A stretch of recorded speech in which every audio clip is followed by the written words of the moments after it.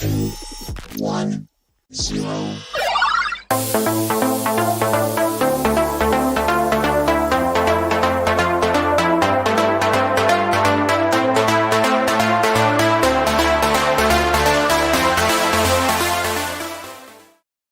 Hello everyone, my name is Myers Corp Cosplay, and I hope this is working now.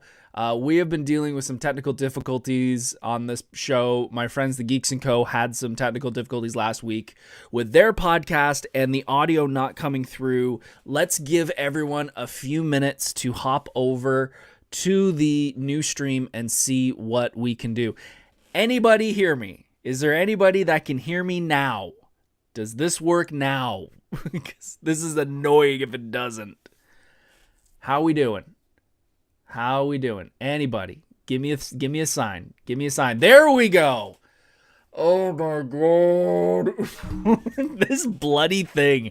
The Geeks & Co. were having this exact same problem last week, talking and having audio issues. So yeah, I'm gonna get to have another chat with these people for this stupid platform and why this is happening again. Wow. Okay, welcome. Thank you all for joining again. And apologies for anybody watching on TikTok for that long delay. This platform's becoming a giant pain in the arse. Okay, let's talk about Toronto Comic-Con. Let's start this fresh. Hi, my name is Myers Corp Cosplay. I'm a cosplayer in the Southern Ontario area. I greatly appreciate you tuning in. This is my podcast, Monday Night Nerd. We talk about nerdy stuff. We talk about cosplay, music, movies, wrestling, comics, and a whole bunch more stuff. We're going to talk about Toronto Comic-Con in a few moments, but first we're going to talk a little bit of newsy news because there are some things going on in the world that we need to talk about. First, let's talk about one of my favorite shows right now, and I say that highly because I'm not a TV fan. I don't really watch TV, but I do love the show Reacher because it's a great show. It's hard to explain my love for this show. Alan Ritchson is an incredible actor. All the supporting cast is great. And let's talk about the new season is going on right now. We are about 5 episodes deep, and man, am I enjoying it. Reacher has been one of those characters that I've really fallen in love with. He's got such a wise-ass type way of looking at things and little one-liners here and there that I just absolutely fall in love with. It has been a great season. It is the 3rd season. I think they're already shooting number 4. I'm loving it. I'm absolutely loving it. I don't want to give too much spoiler because the newest episode's only been out for a few days and Comic-Con weekend was happening, so I don't want to spoil anything, but we are getting even deeper into the plot with Reacher going undercover into a big drug ring such thing. Yeah. It is amazing. It is so good. Pretty Nerdy Crystal says, man crush, 100%. If you know me well enough, I have always had a man crush on Jason Statham. I think he is one of the most handsome men out there, but Alan Ritchson is taking it to the next level. He is becoming my new man crush, and that he's so sweet just makes it so much better. So Reacher, absolutely loving the show so far. I can't wait to see the end of it. Actually, I don't want to see the end of it because that means I have to wait so much longer to see the next one. Let's talk about Mortal Kombat 1. Mortal Kombat 1, I pretty much officially finished it. It's kind of one of those games you can keep playing over and over again, which I probably will. But I have beat the story. I've gone through the season. Actually, the season resets today, I believe. And it's actually probably one of the more fun Mortal Kombat games of the past bunch. It really doesn't feel grindy. I'm really enjoying the invasion storyline. If you haven't played Mortal Kombat lately, you have the main storyline, and then you have what's called invasions, which is basically sort of like a board game type style, and you go from point to point doing matches, doing test your mights and stuff like that, gaining inventory, which is used on seasonal content. The last one was, the main boss was Natara, the big bat girl from Mortal Kombat 9, and now we're going into I don't know who the next season is. They haven't really said, but I know it's coming out today. So a lot of the content was based around vampires and blood and stuff like that. I really enjoy it. I think it's a lot of fun. I don't want to spend too much more time in it only because I've got a whole ton of other games to play. I've still got Resident Evils to play through. I've got God of War Ragnarok to play through. I've got High on Life to play through and a whole lot more. But really when it comes to Mortal Kombat, I've not been thrilled with 10 and 11. They felt really slow, really boring to play through. But this one is actually a nice breath of fresh air to the point that I'm actually really excited to pick up the Chaos Reigns DLC with all the extra fighters and the continued story because I think that was really fun. When it comes to the story itself, I wasn't exactly thrilled by the writing. I kind of figured it would go into a multi-dimensional and there's different versions of every fighter and all that, which I knew was going to happen based off playing through the Invasions, but I mean, at this point, they've had so many bad stories when it comes to Mortal Kombat. I've just kind of went, whatever. It's never going to be as good as the original bunch in the movies and stuff like that, so whatever. Speaking of Mortal Kombat movies, though, I definitely want to talk about this because out of all the Mortal Kombat characters, Johnny Cage is my favorite character and has always been my favorite character. And Karl Urban has been cast to play Johnny Cage in the new Mortal Kombat movie. And funny enough, he was just at Toronto Comic-Con, and now as of yesterday or today, we have got our first glimpse of him as Johnny Cage. And it's exactly what I thought it was going to be. It is nothing to run home about. I'm sorry, I do not see Johnny Cage in that at all. I see someone cosplaying as Johnny Cage. It's the same with the image above, which is Shao Kahn. I don't see Shao Kahn. I don't. I see someone in a skull mask trying to cosplay as him. And that's not me being, I don't know. It's just not what I wanted. This is a movie series that I feel like has had every chance to be amazing and to recoup all of the original fandom from the first movie, and they have tripped over themselves every single time. The casting of Cole in the original or the first movie as the Johnny Cage replacement and not just having Johnny Cage was tripping over themselves. The over armor of all the characters when that is not what the characters look like in the movie or in the game is a trip over themselves.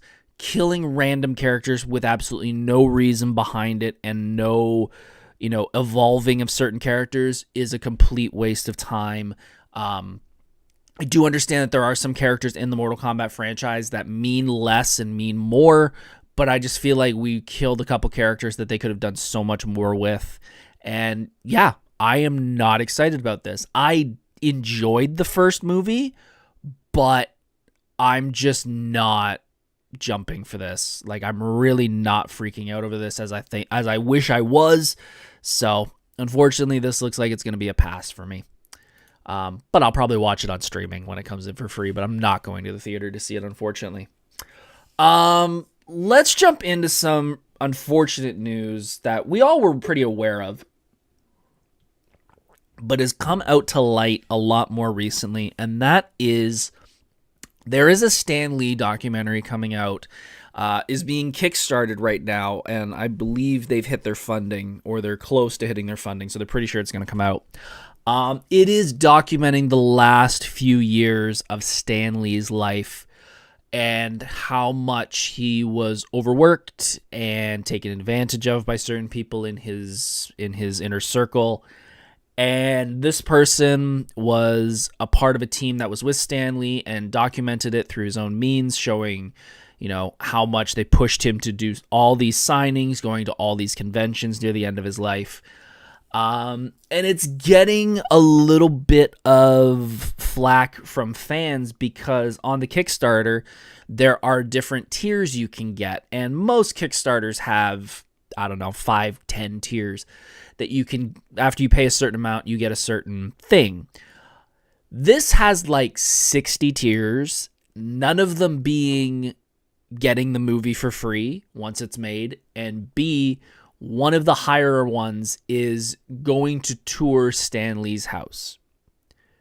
And a lot of people are saying you're doing a documentary about how someone was taken advantage of, and now after his death, you're taking advantage of him by showing his house. Now, the director of the film has gone on record and done an interview that says, we're trying to show we've had so many people come to us and say, I'd love to know where, this took place and where that took place. He talks about, how in the States there are literally murder tours where people will tour an area and they will show off where people were killed. So he said that like Americans specifically, I don't know about international, I'm Canadian, but Americans really do have that bloodthirst of wanting to see locations like that. Even before I knew all that, I didn't want to see this documentary. There is a trailer out that to promote the Kickstarter.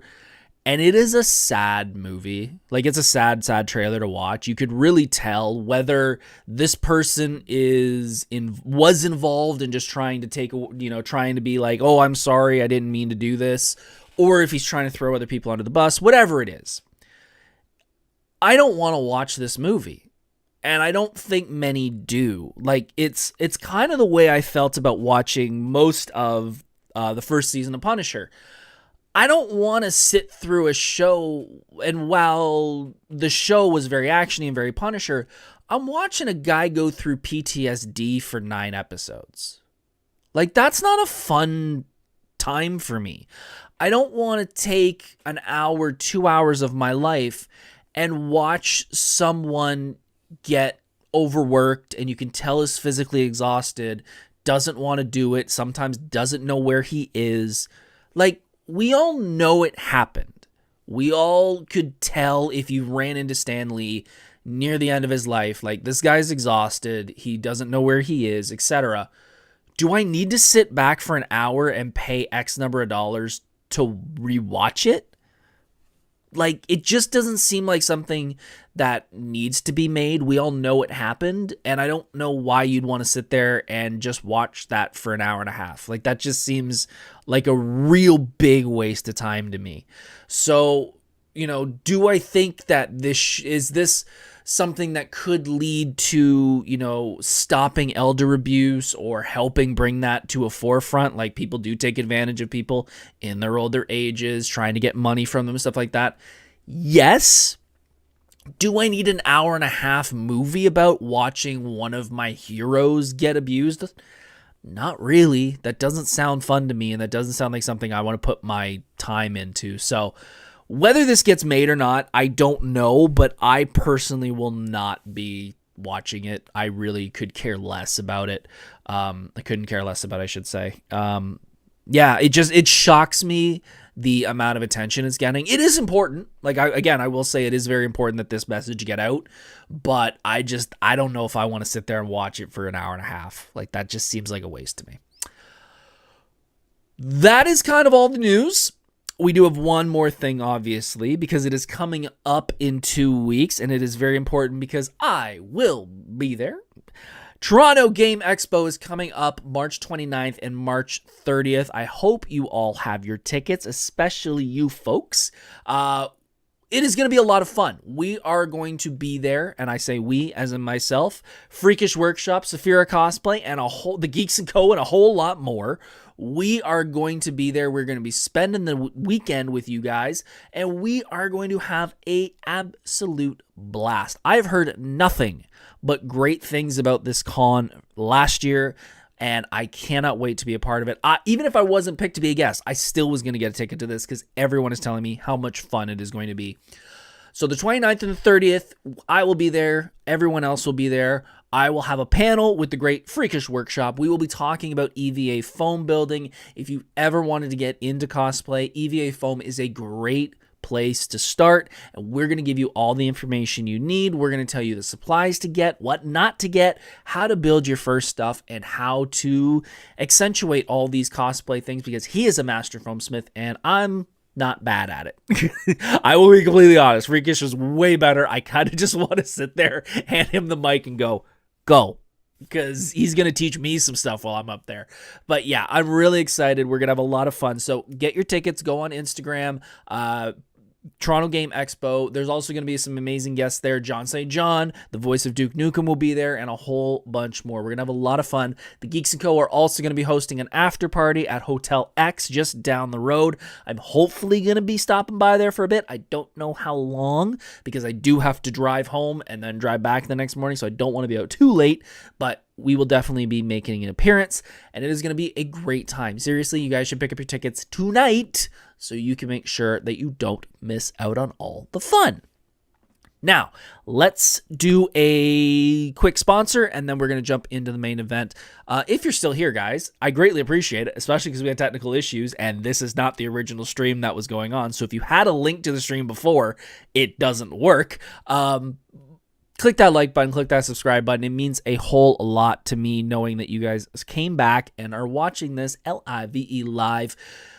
Hopefully this does not continue. I know the Geeks & Co. had some problems last week with their audio, and they had to do the exact same thing that I did. So I will be keeping tabs on their stream this week, and I hope I don't have to find another platform, because every other platform is way more expensive than what I'm paying right now. Ugh. Anyways. Sponsor, as always, is my beautiful, amazing, loving, incredible wife. She is always my sponsor because, seriously, I am a better person without her. It is, I say it every single week, we're 94 episodes in, but it is the absolute truth. If you met me before all these going to conventions and all that, I'm not the person I am without her. I would be a completely different person. I would not have the confidence to do this, because I know she always has my back. Even when I came home with my cosplay yesterday and I had some ideas, she was more than happy to talk about it and get some ideas from her. Hun, I love you. You will always be my sponsor every single week. Now, let's talk about Comic-Con.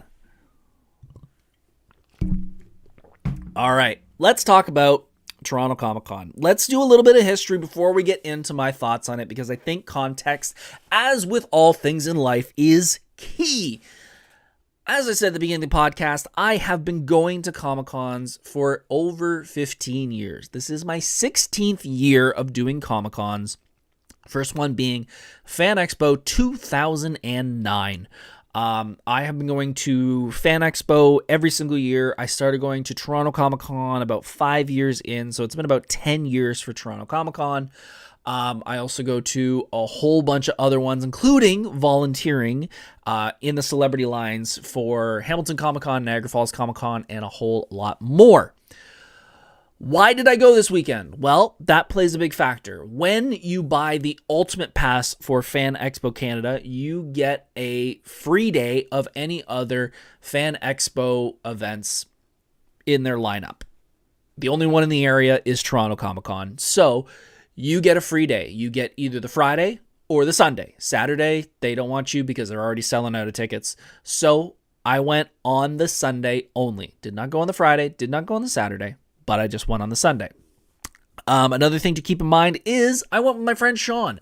I usually go to Comic-Cons alone because I just do. I don't have any cosplayers in the general area of me to go with. And I am one of those people who gets anxiety. I like having the freedom to just be like, I'm not excited to be here, I'm going to leave, without having to have that discussion with others of like, can we leave? Please, can we leave? Are we okay? Or you don't want to leave? Okay, we have to stay here. Like, I'm just a person that's a solo guy. I like doing that type of stuff. But I've known Sean for many, many years. He was a groomsman at my wedding. I know we've done tons of these trips before. I was perfectly happy and excited when he said, I want to go to Comic-Con. And I went, me too. Let's go together. So he picked me up. We went to Comic-Con. I wore my Gambit cosplay, which even after one day, I have already made some adjustments to, because holy crap was I sweating. I was sweating more in Gambit than I was in Ghost Rider. That was surprising. I'm definitely redoing the headpiece. I don't know how much more I'm going to really get done, just because I have to get that thing and a whole costume for that, for Portal, done before Toronto Game Expo, but I'm definitely redoing the headpiece because, man, that thing was soaked by the time I got back to the car. But yeah, so we're Gambit, met up some people. And before we get into the full review, I did go onto Instagram earlier today, I believe. No, yesterday. And I asked what you guys thought, because I know some of you are in chat and you guys are definitely going to tell me what you guys thought in chat, which I greatly appreciate you being here live. But I wanted to get some other people's opinions because I don't want to just go off of 3-4 people. I want to have a variety. I want to have a good base to kind of get my opinion of, my thoughts on. And the Instagram story responses came back with these general things. There's about 5 or 6 that kind of sum everything up. First, a bunch of people said they missed the Geeks & Co. The Geeks & Co. folks were not at Toronto Comic-Con all weekend. They were there on the Saturday. I believe Jeff was there all 3 days, but the other folks were just there on the Saturday. So they did not have a table. They did not have a presence there. One person told me that the staff and volunteers were not given adequate enough water, which at points when I've worked at that con, sadly does not surprise me. Some people, when I asked if they were happy that they went, if they enjoyed it, they said perhaps. Some said yes, and some people said yes and no. Now, because it is 7:26 in the PM, and right now, WWE... Actually, Raw is not on right now. I was going to say, Raw has started, and it is a very important episode because John Cena is making his first appearance since going heel. So, skip that. I forgot. They're in Brussels. It started at 1 o'clock. It's already over. I will give you the short synopsis, and you can kind of take this and take off, which I completely understand, or you can sit back and listen to all the fun. Sean and I were there for 3.5 hours, and we left. 3.5 hours, and that was it. We drove all the way from Hamilton to Toronto for 3.5 hours, and then we came home. We were at home by 1 o'clock. And I mean at home on our couches by 1 o'clock. So, let's jump into it. Let's start off with when we first got there. We first got there right when the doors opened. We got there about 2 minutes to 10 o'clock when the doors were supposed to open. We got there and we went down under the MTC, Metro Toronto Convention Center parking garage. And we went up through the Intercontinental and we walked outside and there was a lineup around the corner, which I've never seen that on a Sunday. It was also pouring rain. Whatever. I can't do anything about the weather. It was shockingly busy. Snickers the Pig in chat says, yep, Sunday was horrible. Snickers the Piggy Moon. Sorry, it's cut on mine.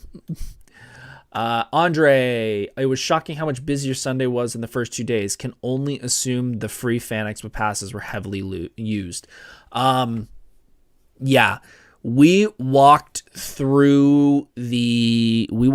into line. I was outside in the rain for a bit. Again, whatever. I've clear coated all my foam and everything, so I wasn't really worried about that. Pretty Nerdy Crystal does mention there was a Supernatural panel at the beginning. Those people were already inside. I could tell when we walked by the window and there was already a lineup. I'm like, oh, right, Supernatural panel. So they were already inside, and there was still a lineup outside. When I got upstairs and talked to one of my friends who is one of the works in the ticketing area, they said it was way busier than it was yesterday, which is not good because that means Saturday and Sunday have now become equal, which sucks for anyone who doesn't like crowds. I'm close to calling this Comic-Con the Toronto Comic-Con Shopping Center, which sucks to say. Like, really, really sucks. But if you did not want to buy anything, there wasn't much to do. And that really, I hate saying that because it just frustrates me so much to think that that's what this con and this brand has become. And we're going to get I'm going to go deep into business and marketing to show what this con and this brand of Fan Expo has become, because I've done some research and I've got a background in marketing and business. So I'll give you guys an idea of why this is happening, because it makes sense from their side of it. It just, from the fan side of it, it's not good. The cosplay area was laughable. Like, completely laughable. If you know the Metro Toronto Convention Center, they have the main floor of the North Building, which is off of street level. It's higher up. That is where 99.99% of the con is. And then down below it, there's a little area. That is where the cosplay hangout was, the makeshift one, not the official one. There was also a food vendor and the 3 cosplay guests. And then way down the hall, where nothing else was the cosplay room with the cosplay red carpet and a couple banners. I didn't even go down there because I knew, based off being in that room for other things, that it was a joke. I didn't even need to go down there. I just knew. I knew there was no chance I was going to walk in that room and go, I did a good job here. I knew I was going to go in there and get frustrated. I just didn't want to waste my time. Snickers in chat. I've never seen Sunday be so busy, not to mention the group I was with rushing to meet up with people running. Wouldn't let us move and meet up because there was another meetup going on, and it took us screaming at the group behind us to move faster and finally get to mention. Could have missed. I've gone through 3 Comic-Cons in the past, and this one hands down worst con. You're not the only one to say that. Yeah, so the cosplay area down in the end was just like, it's weird. It really is, because it's like a marriage that there are signs that you will see, like things will happen in a marriage and in a relationship that if you were someone on the outside looking in, you would see them, but because you're so close and you're so involved in the situation, you don't see them. You're blind to them. And then there becomes moments that are pretty much metaphorical punches in the face. That's how I'm starting to feel about this relationship between cosplayers and Fan Expo, where when there was little things like, we're going to move you guys from the upstairs and the main floor down to the second floor, but you guys got the whole floor. So like, it's your floor. You can do whatever you want. And it's like, okay, like, I guess that's nice. But now you're moving us down the hall where there's nothing else. That's where I'm going, like, okay, it was one thing about kind of going, well, that to that is like, yeah, it's kind of it could be a positive. Now I'm starting to see, like, you guys, I don't know if you guys really care about us anymore. Because there was no room upstairs to take photos with fans because it was so busy. When you went downstairs to the street level floor, there was a few people taking photos, but not a ton. There have been multiple people who have shot video and taken photos of the banners that were in that room, and they are clearly AI generated, which, when you have a con that's surrounded by artists, not a great look. Again, don't know if they were provided by Fan Expo or they were provided by another person, but like, having a whole bunch of AI generated content backdrops, not the best look. I walked by the cosplay guests. I don't know any of the cosplay guests personally. Like, I haven't had conversations with them. They looked happy, but they looked bored. And I kind of understand why, because there wasn't many people coming down to see them. Like, it was kind of just like they're just standing around a lot, talking to other cosplayers, which kind of made me go like, well, if no one knows they're down here and there's no reason for anyone else to come down here except to go to a panel and not see their tables, like, no one's going to know they're there. They're just kind of sitting there collecting dust. Again, not saying like they didn't want to be there, but they just looked bored from an outsider's point of view. Pretty Nerdy Crystal, they 100% should have had the red carpet where the food was and had the food on the back far away from the room. Let's talk about food, because that's the next topic I was going to bring up. For your options for food, were pizza, and that's it. Those are your options. You had pizza, and that's it. Yeah. Food, and even that pizza is air quoted. $20 for a slice, pop and chip combo, $60 for a pizza. This con is making it very hard not to sneak in food. Like, really hard not to sneak in food. Snickers says it comes to a point in finding cons in other places to go and actually cosplay because Fan Expo here is horrible now. We're going to talk about that in a bit too.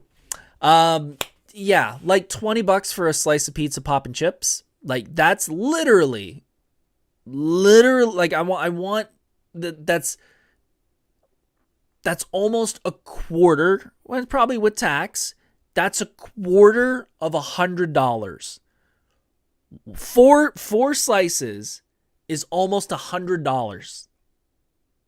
Think about that. 4 slices of pizza, 4 pops, 4 bags of chips, almost $100. Because I bet that $20 had tax on top of it. Like, that's a problem. That's a problem. The autograph area was packed, which it normally is, so I can't really, like, I can't say anything about that. That's always the way it is there.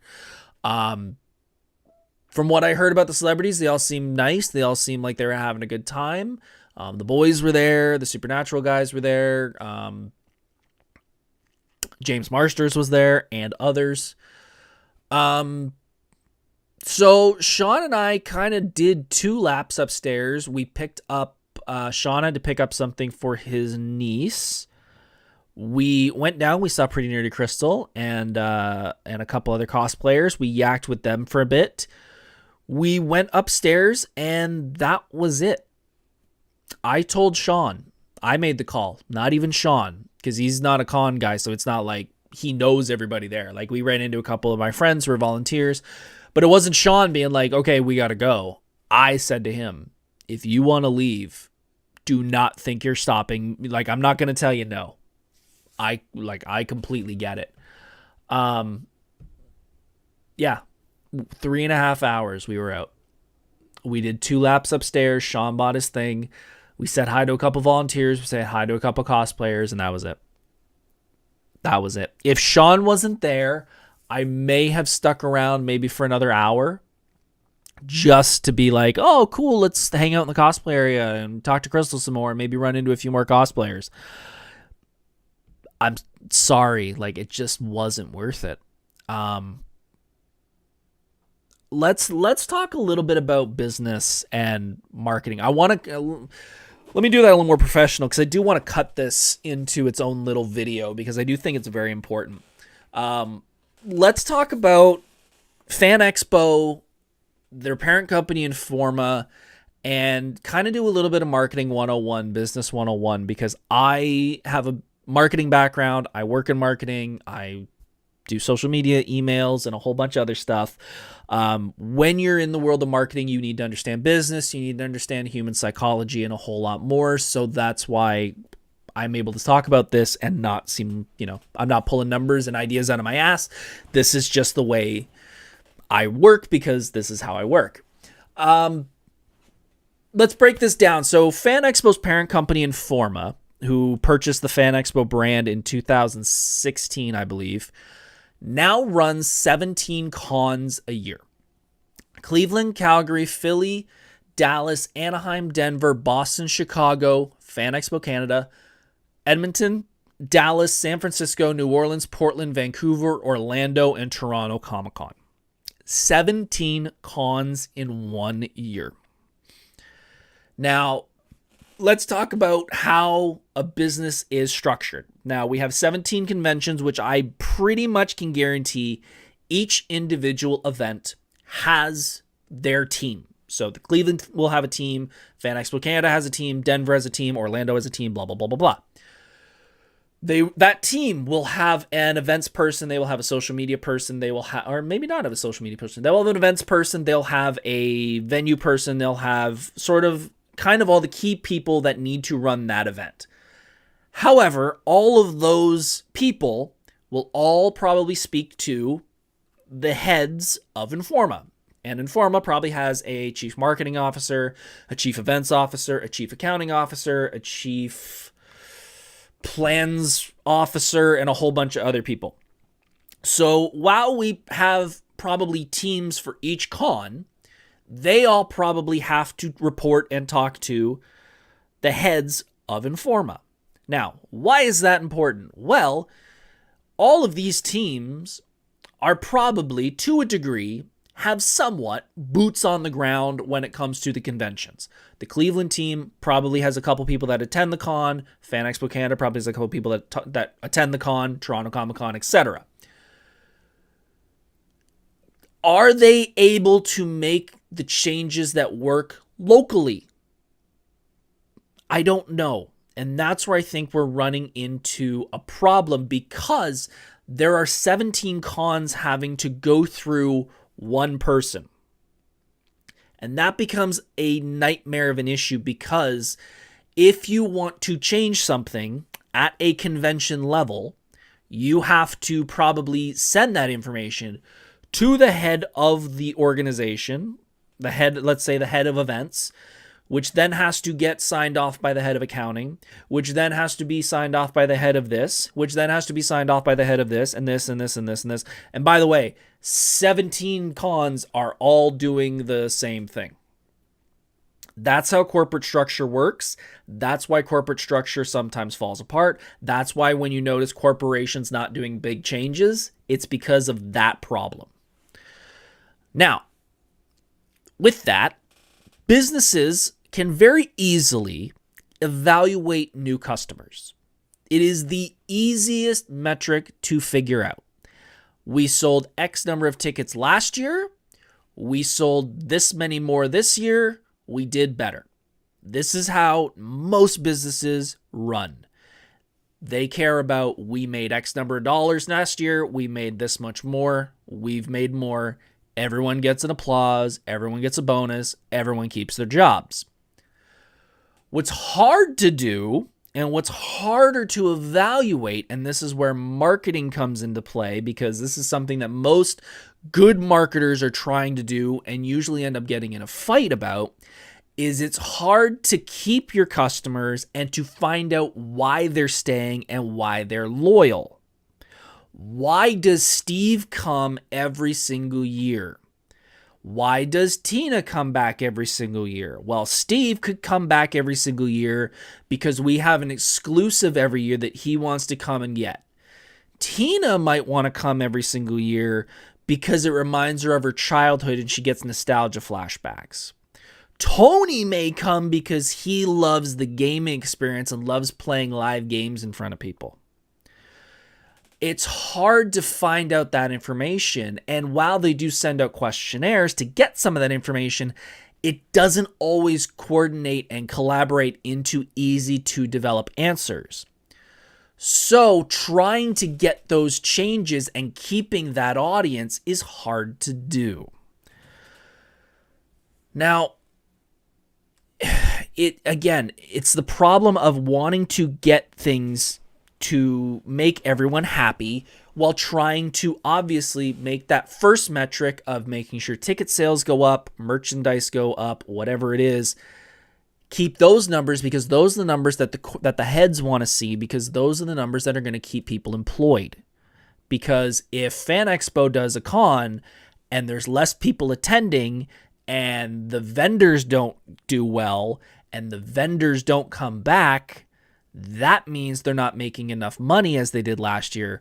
That's when turnover happens.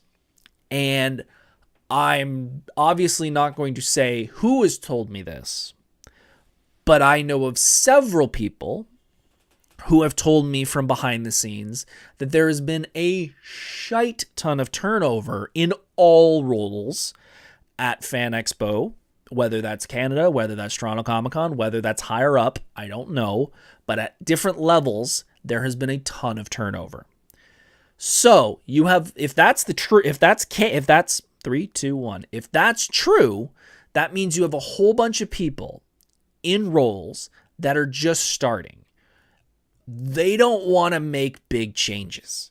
They do not want to come in and say, we need to change everything about this con. They want to just get through a con to see how a con works. I do it in marketing all the time. If I start with a new business, the last thing I want to do is start a brand new campaign and change a whole bunch of stuff. The first thing I want to do is let's get through one so I can see how it's run, and then we can see where the pain points are and we can make changes next year. The problem is those pain points keep happening and then they get turned over and new employees come in. It's sort of like presidents and prime ministers. They need more than 4 years to get stuff done. However, everyone wants it done like Amazon and wants it done tomorrow. And if it doesn't get done, new people get started and then we can't get anything done.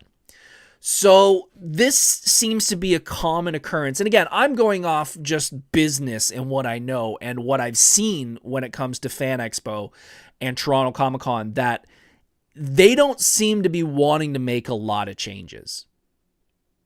It just doesn't seem like they want to. It seems like they care about how many people come through that door, how many vendors are willing to pay a certain amount to get a table, and how much money they're making at the end.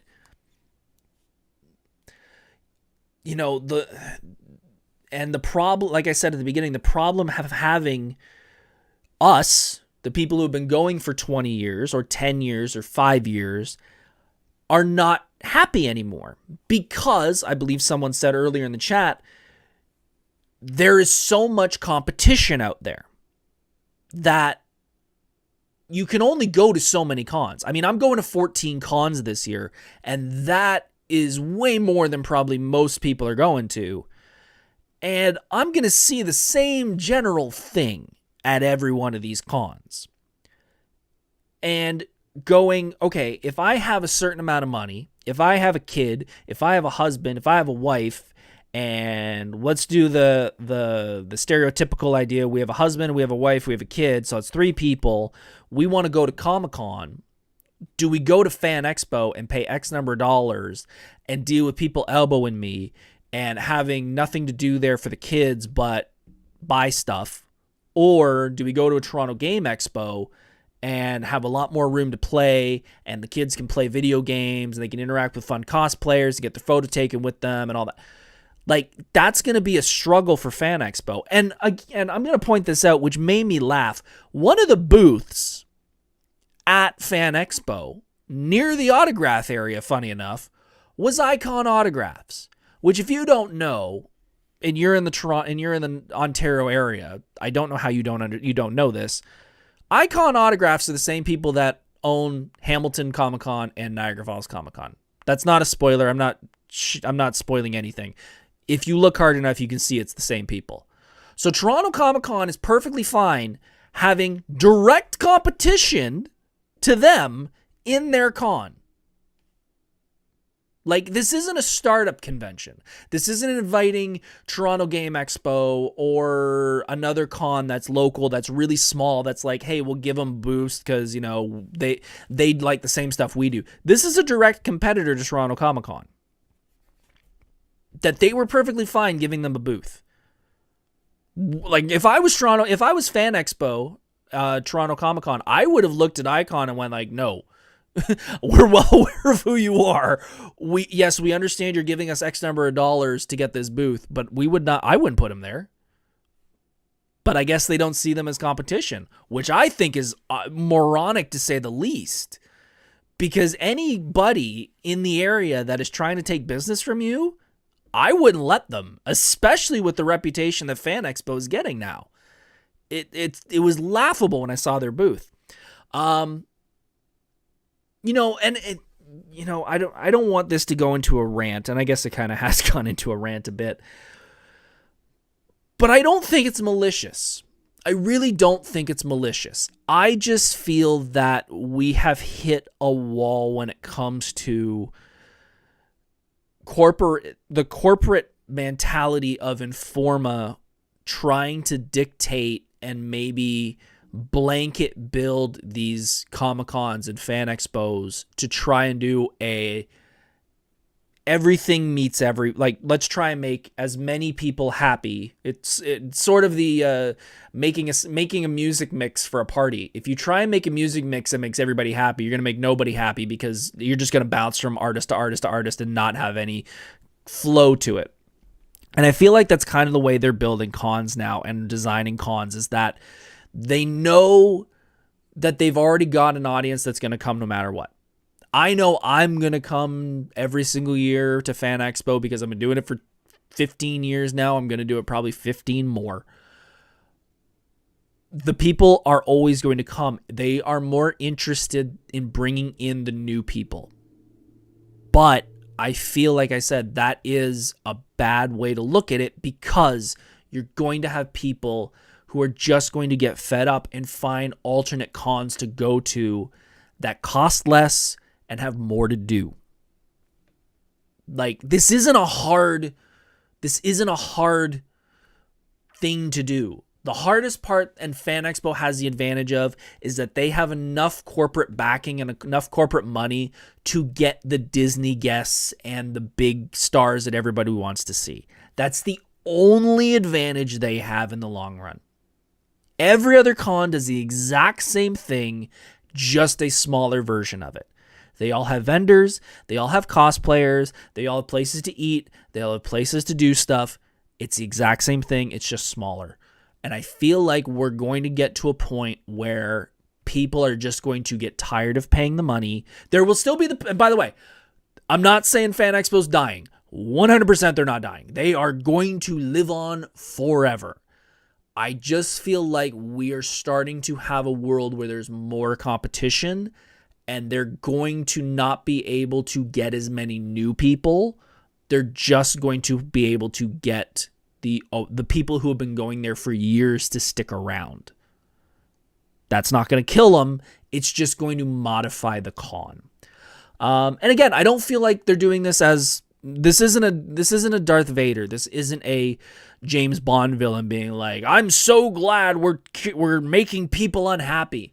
100% I don't think that's the case. I just think that the people who are running the cons now just don't have the capabilities or are allowed to make the changes they need to make.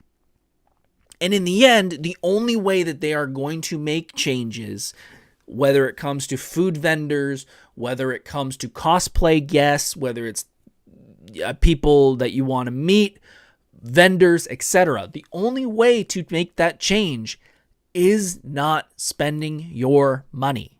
Now, does that mean not going? Could be.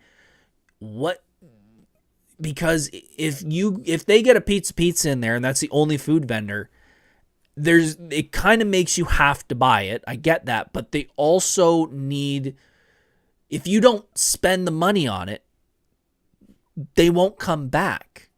Plain and simple. Like, if you don't buy a ticket and their numbers drop, they're not gonna do it anymore. They're gonna have to make changes. If they bring a celebrity in, the celebrity does dog crap and no one gets his autograph, they're not gonna bring that celebrity back. It's the only guaranteed way to make change. Pretty Nerdy Crystal said they need the south building, not the north. Yes. However, it is a business, remember, and it costs them way more money because of square footage to get that south building. There hasn't been enough problems to warrant getting that other building. I think there has, but that's me. I don't think there's been enough of an issue to have them say, okay, we're going to spend the extra money and get that South building. So overall, this, I have to say, was my worst Comic-Con I've ever been to. And that sucks to say. It really sucks to say.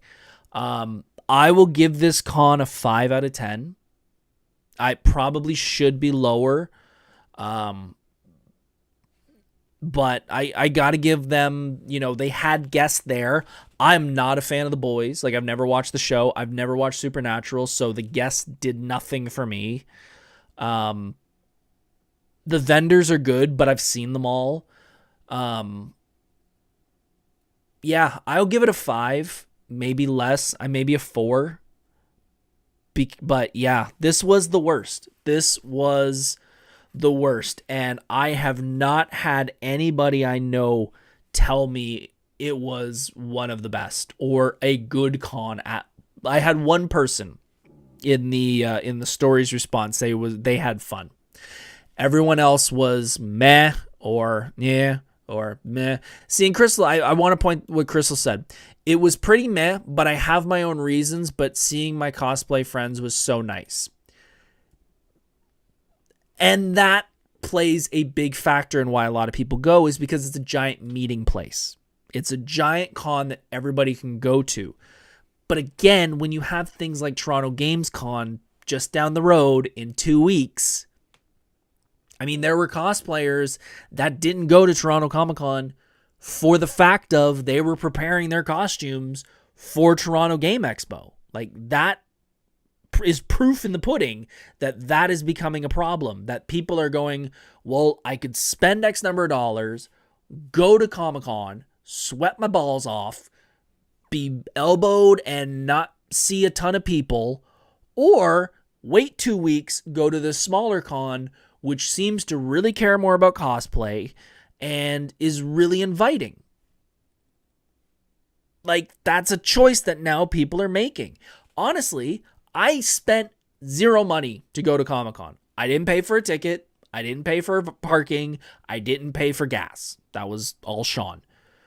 So that it was a complete wash to me over the weekend. If I had to buy a ticket, if I had to pay for parking, if I had to pay for gas, I probably would rank this a lot lower. But just based on my circumstances, it wasn't that bad. If this is a preview for Fan Expo, I'm concerned, which sucks to say again. Like, it really sucks to say that. Because again, I've been going to Fan Expo for 15 years, and I love going to Fan Expo every year because it is such a fun con. It is fun to see everybody. It is fun to see my friends who are volunteers and go out to dinner with them and see. There are friends that I see on a regular occasion, but there are some that I only see at those events. And it frustrates me because it's such a fun time and I have such good memories, but I have to be realistic that, maybe this isn't the con for me anymore. And it bugs me to say it, but it may be true. I've been thinking about Fan Expo a lot lately because of Toronto Comic Con, and it hit me, I think it was Wednesday. Yeah, it was Wednesday. It hit me. I have usually got my ticket by now. I don't. I've usually planned my hotel by now, and I haven't. And that's shocked me a minute, where I was like, I've usually got that ticket by the end of the end of the previous year, just so I have it, so I don't have to worry, because they bump their prices up in a little bit and they get closer to full price. But I usually get that thing like early, and it's just, it's shocking that after 15 years, I'm kind of like, we'll see what happens. So, no, and that's the thing. I'm Crystal, please. I'm going 100%, but I just realized that my enthusiasm of being like, all right, let's get ready for next year, just isn't there. And I don't know if it's because just how, like, last year was fun. I had a lot of fun last year. I won an award for my cosplay. I had a lot of fun. But I don't know. There's just something that I'm kind of like, so I don't know why. This very important. Oh, hang on. Someone very important in the chat. Mary Reichman said they could at least take business risks, spend money for the South building, and see how it goes. If it doesn't work, go back to the North building. I think that's great. I think that's very important, and I do say it's a very important person because it's my mom. It's true. It's 100% true. They could take a chance. Everyone go say you want Mike as a guest at Fan Expo. Put in the request you want to see him. Hey, that'd be great. I'd greatly appreciate that. That would make me, I'd have to go then.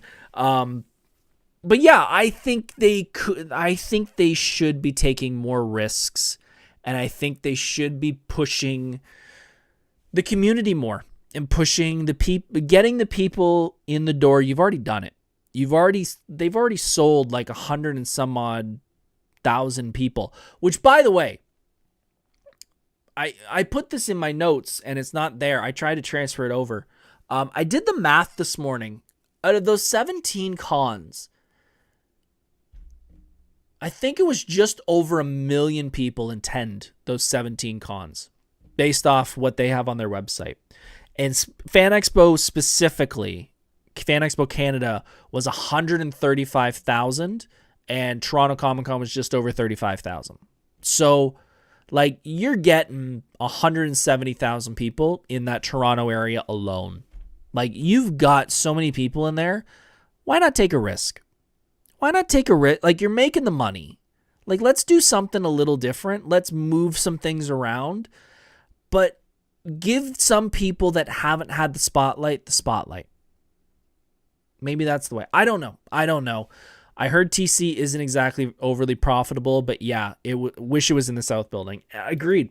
I think everyone would say the South building would be a lot better, a lot more space, a lot bigger. It used to be in the South building, but I think it's just costing them too much. They go, we'd rather save the money and be in the North building.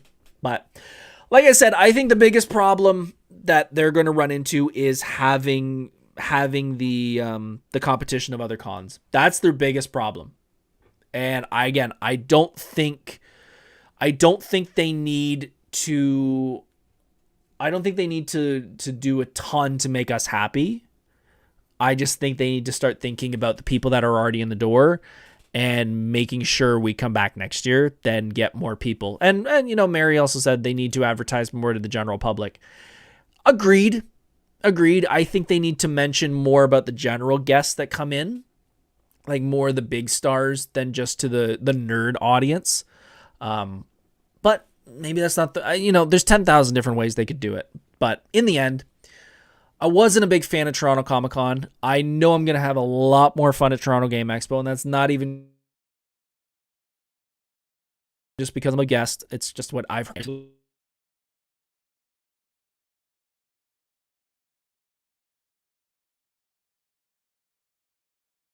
I just didn't think it. Tuning in, I greatly appreciate it. Thank you, folks on TikTok, for tuning in as well. If you can hit that like button, hit that subscribe button, it would mean a lot. Next week, we're going to do a personal episode.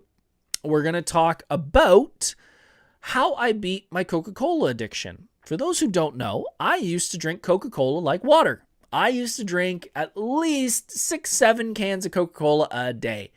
And man, I'm still paying the price for that. I'm going to talk about how I beat that. I've been wanting to do this episode for a while, and I keep pushing it. And I thought, you know what? I should just do it, because I think it's an important episode, because there are a lot of people who are fighting things that are just, they may not be what you'd stereotypically think of as an addiction, but there are things that I've used that I've told people who've said, yeah, that's a great strategy to get over the hump on certain things. So we're definitely going to talk about that. However, also next week, I'm going to be taping an episode that you guys will not be seeing for a couple weeks, because I'm going to have to do some edits to it. I'm going to have a very, very special guest on the show in a couple weeks. I don't know if I'm going to do it as the same time as a live show, or if I'm just going to throw it up on my YouTube page. But I am doing an episode with a very special guest. We're doing a taped version of Monday Night Nerd just because I do not want there to be any issues. Which I'm super excited to finally have a talk with this person. We're obviously going to talk about Toronto Game Expo in the next couple weeks. I am going to 2 concerts. We're going to talk about Disturbed, seeing them in Toronto, and Ninja Sex Party, which is a really, really fun band. You need to go check them out. I'm going to be seeing them live in Toronto. And then one more episode, which I'm not 100% about. Then we're talking about Metallica. And then on the 5th of May, we're doing our 100th episode of the podcast. I cannot believe I've done 100 of these. Folks, it has been a great night. I hope you've enjoyed talking about Toronto Comic Con. Either way, if you guys have some more things to talk about Toronto Comic Con, make sure to comment after the video is done. That would mean a lot to me too. My mic cord is falling off.